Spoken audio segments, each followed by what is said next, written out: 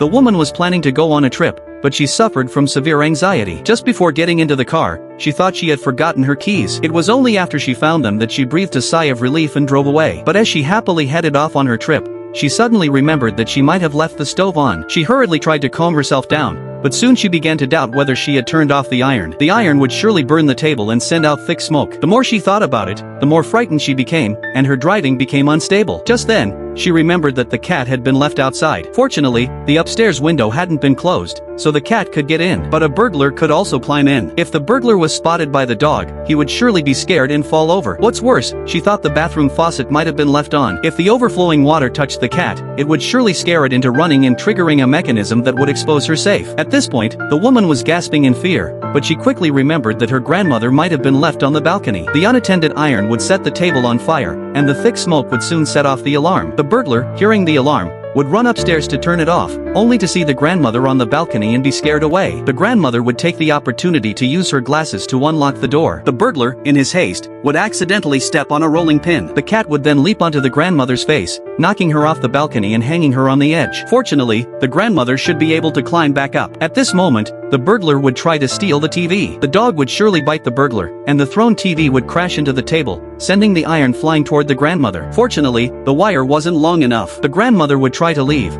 but she would accidentally fall onto the iron. The burglar, chased by the dog, would unexpectedly find the injured grandmother. In a panic, he would try to hide in the bathroom, but accidentally release the water inside. The water, carrying the burning boards, would rush toward the gas stove, causing an instant explosion that would destroy the entire house. At this point, the woman completely broke down. She quickly turned around and headed back home, only to find that everything seemed normal. But before she could catch her breath, she suddenly remembered that she had forgotten to set the handbrake. By the time she rushed out, the car had already rolled down the slope, crashed, and caused a huge explosion.